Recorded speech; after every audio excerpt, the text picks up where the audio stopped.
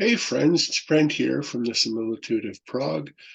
This week we are on the channel, we are celebrating Led Zeppelin. And I'd like to start with this video just by mentioning that Led Zeppelin is probably the first band that I really sat down and got into and could kind of call them my own. So they'll always be, top, it changes all the time, but at least top five bands of all time to me. So let's start this off with number 10. My 10th favorite Led Zeppelin song is from an album called Presence. And of course, the song I'm talking about is a song called T for One. Um, this and Achilles' Last Stand kind of bookend the album, and in between those two songs, I feel there's a lot of filler. So this song especially rounds out the album in a great way. It's kind of a mournful, bluesy kind of a missing my wife and I'm missing my children in life kind of a song, and it really finishes the album off nicely. And we'll get back to Presence a little bit later. Coming in at number 9, we're going to go back to Led Zeppelin 2 to a song called Thank You.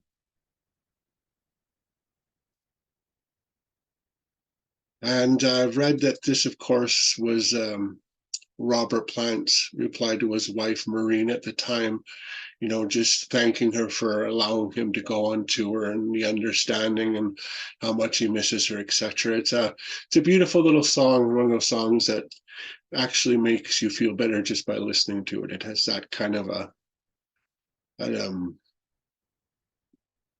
a feel to it, I guess. It's very tangible that way. Okay, and for my number 8 favorite song, we're going to go to Led Zeppelin 3 and to a song called That's the Way.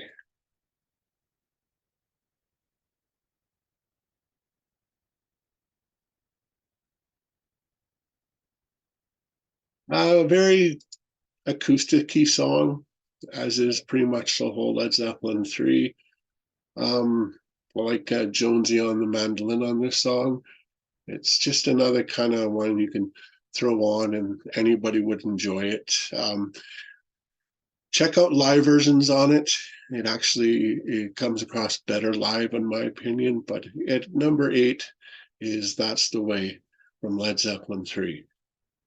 Now, coming in at number 7 is a song that originally appeared off Led Zeppelin 1, but I prefer the version that is on Coda, and it's called I Can't Quit You, Baby. It is recorded during a sound check for I can't remember what tour it was. I want to say the 73 tour. I should have checked my notes, but it's got so much energy and such a great sound to it that you could appreciate how the band sounded live without the live experience and how powerful the 4-piece they actually were. Check it out. I'd like to know your comments below, which version you guys like better, the Zeppelin 1 version or the Coda version. All right, coming in at number 6, we're going to go to my favorite Led Zeppelin album, Physical Graffiti, and this is a song called Down by the Seaside. Just another kind of slower paced song. It's got some really neat Jimmy Page guitars in it. I think there's about 4 ones that he's overlapped just on his own.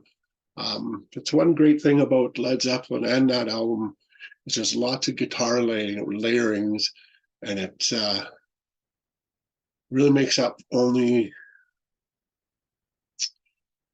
to allow them to have such great emotion behind their music. And this is a prime example of it. All right, coming in at number 5, we go into Houses of the Holy.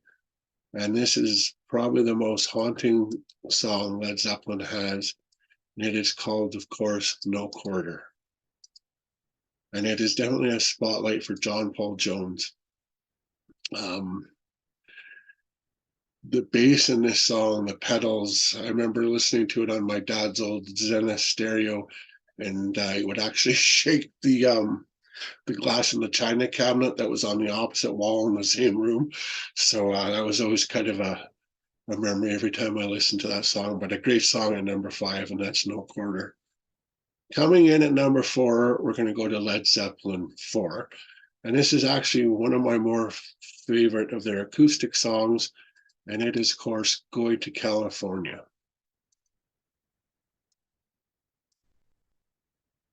Yeah, another great feel-good song. Um, the melody in it is outstanding. Not much I can say for the song. It's pretty simple, but maybe that's why I like it so much. It's just, again, like that's the way you can just throw it on and everybody would like it. And I think everybody could relate to it. And I think just on those two merits, it would be probably in a lot of people's top 10 songs from the band. Okay, coming in at number 3, we're going to go back to Presence for the first song on the album, Achilles' Last Stand. What a rip-roaring song. I can't say anything more, but it's just a great way to open an album. And like I said, if this album Presence didn't have Achilles' Last Stand or T for One, I think it would really bring that album down more than it is, because I don't think it ranked very high in my top Led Zeppelin album rankings. I think it ranked at maybe number 8. I'm not fond of that album too much, but Achilles' Last Stand and T for One are definitely ones you should check out. All right, coming in at number 2, and this is my second favorite album, and it is, of course, we're going to go back to my favorite album. There's Physical Graffiti and the song Kashmir. Now, I know most people have heard this song and probably are going to say, that's such an obvious pick, but yeah, it is an obvious pick because to me, that just defines Led Zeppelin's sound. They've got their Eastern influences with their rock influences with a little bit of prog in there. It's a great story kind of a song if you listen to the lyrics. And that's why, to me, it is the ultimate song that I would suggest anybody who wanted to get into the band and know what they're about, check out Kashmir, and that'll tell you right there enough. Now, well, I'm going to tell you a little story about the what my number 1 song is, and it's all purely based on an emotional tie I have with the song. It is about my cousin that when she was very young, I would often babysit her because I was the oldest cousin, I guess, at the time, and local cousin. So I often would put her to sleep and listen to this song. So every time I hear it, it kind of brings a tear to my eye because it's just it's not got kind of a tie to it. And I know the song's not really about her or anything like that, but just every time I hear it, there's such an emotional connection to it. And that, of course, is from Led Zeppelin 3 and the song Tangerine.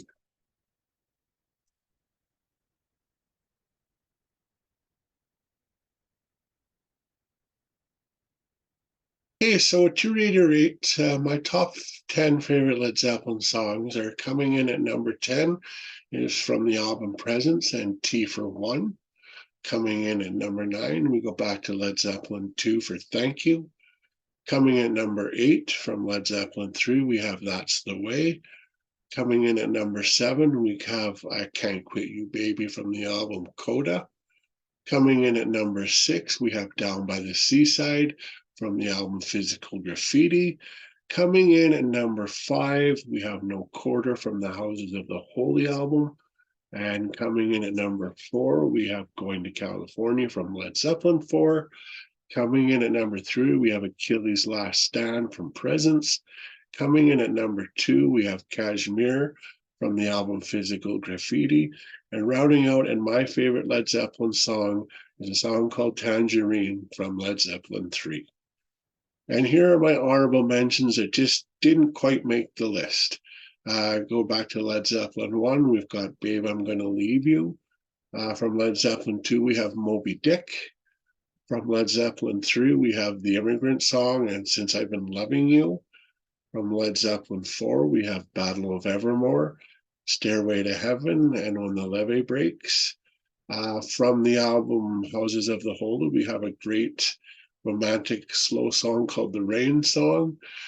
From Physical Graffiti, my favorite album, we have In My Time of Dying, In the Light, Bron 10 Years Gone, and the Wonton Song. And coming in, another song.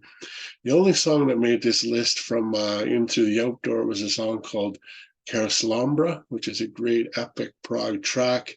And rounding out my honorable mentions is Bonzo's Montreux from the Coda album. Thanks, guys. It's been fun, and I hope you enjoy my top 10. I'd love to know what your top 10 is and at the bottom. And as always, keep safe, take care of each other, and we'll see you in the next video. Brent out. Have a good day. Goodbye.